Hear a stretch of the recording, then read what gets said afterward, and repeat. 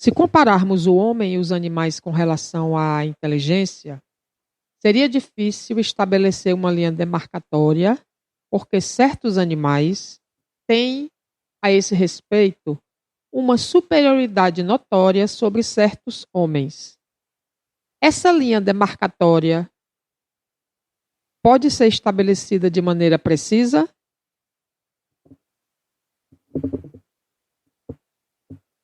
Sobre esse assunto, os seus filósofos não estão muito de acordo. Uns querem que o homem seja um animal e outros que o animal seja um homem. Estão todos errados. O homem é um ser à parte que, por vezes, se rebaixa ou se eleva bem alto. O homem é um ser à parte que, por vezes, se rebaixa ou que se eleva bem alto.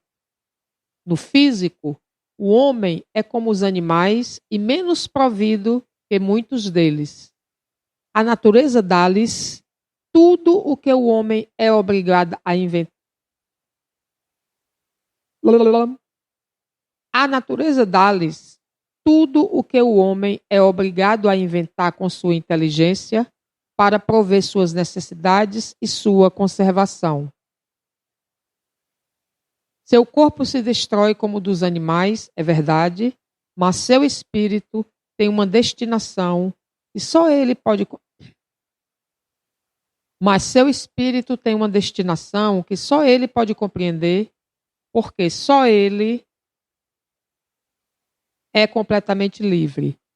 Pobres homens que se rebaixam mais que os brutos devem saber distinguir-se destes últimos, pois o homem é reconhecidamente superior pela capacidade de reconhecer a Deus.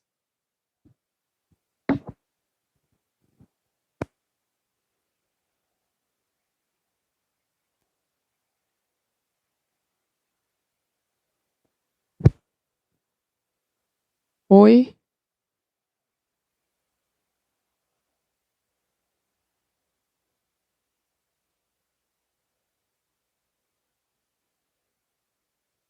Podemos dizer que os animais agem por instinto?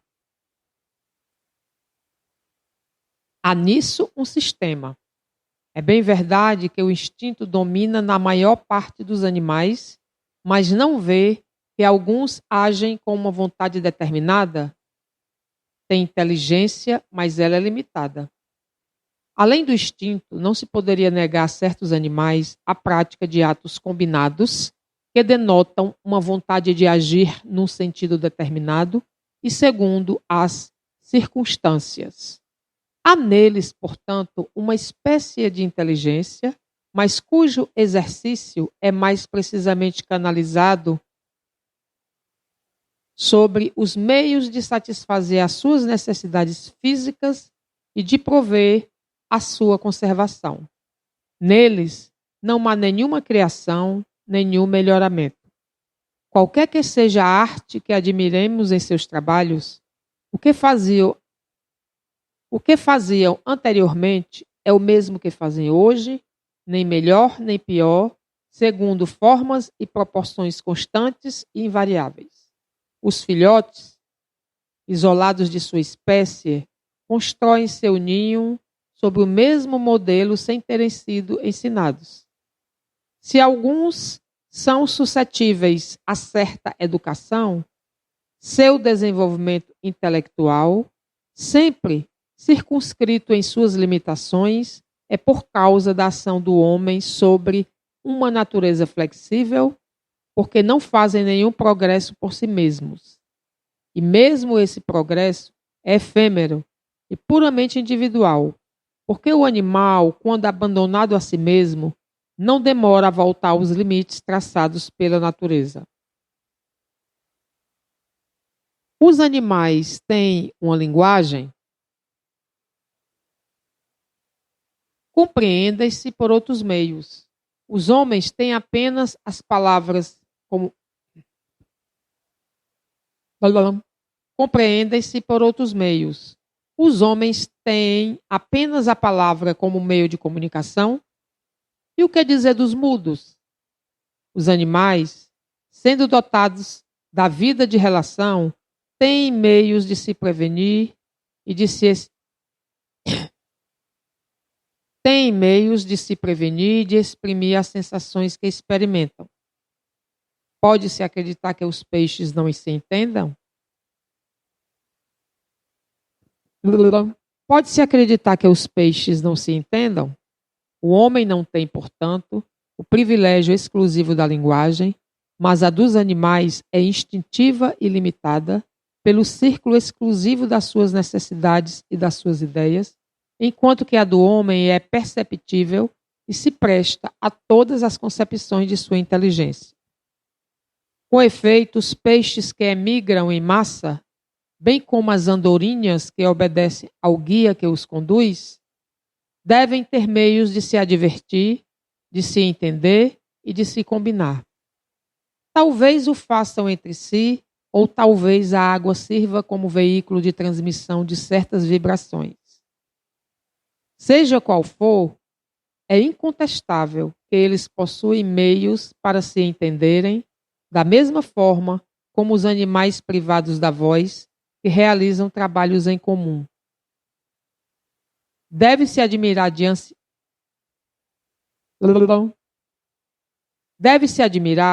disso que os espíritos possam comunicar-se entre si sem o recurso da palavra articulada?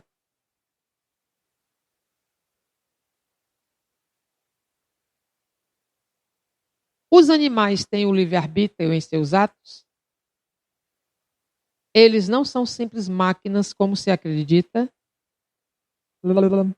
Eles não são simples máquinas como se acredita, mas a sua liberdade de ação é limitada às suas necessidades e não se pode compará-las à do homem. Sendo muito inferiores a ele, não têm os mesmos deveres. Sua liberdade está circunscrita aos atos da vida material. De onde vem a aptidão de certos animais para imitar a linguagem do homem? E por que essa aptidão se encontra mais entre as aves que entre os símios, por exemplo, cuja conformação é mais análoga à humana? Conformação particular dos órgãos vocais, secundada pelo instinto de imitação. O símio imita os gestos, certos pássaros imitam a voz. Visto que os animais têm uma inteligência que lhes dá certa liberdade de ação, há neles um princípio independente da matéria? Sim, e que sobrevive ao corpo. Esse princípio é uma alma semelhante à do homem? É também uma alma, se quiserem. Isso depende do sentido que se empreste a essa palavra, mas é inferior à do homem. Há entre a alma dos animais e a do homem tanta distância quanto entre a alma do homem e Deus. A alma dos animais conserva, após a morte, sua individualidade e a consciência de si mesma? Sua individualidade, sim, mas não a consciência de si mesma. A vida inteligente permanece em estado latente. A alma dos animais pode escolher a espécie de sua preferência para encarnar-se? Não, ela não tem o livre arbítrio. Sobrevivendo à morte do corpo, a alma do animal fica em um estado errante como a do... Sobrevivendo à morte do corpo, a alma do animal fica em seu estado errante como a do homem? É uma espécie de erraticidade, visto que não está unida a um corpo, mas não é um espírito errante. O espírito errante é um ser que pensa e age por sua livre vontade. O dos animais não tem a mesma faculdade. É a consciência de si mesmo que constitui o principal atributo do espírito. O espírito do animal é classificado após a morte pelos espíritos que estão incumbidos disso e quase imediatamente utilizado. Não dispõe de tempo para se pôr em relação com outras criaturas. Os animais seguem a lei de progresso como os homens? Sim, e é por isso que nos mundos superiores, onde os homens são mais evoluídos, os animais também o são, pois dispõem de meios de comunicação mais desenvolvidos, mas são sempre inferiores e estão submetidos ao homem, sendo para estes servidores inteligentes. Não há nisso nada de extraordinário. Suponhamos os nossos animais mais inteligentes, como o cão, o elefante, o cavalo, dotados de uma conformação apropriada aos trabalhos manuais. O que não poderiam fazer sob a direção do homem? Os animais progridem como o homem por sua vontade ou pela força das circunstâncias? Pela força das circunstâncias. É por isso que não há para eles expiação.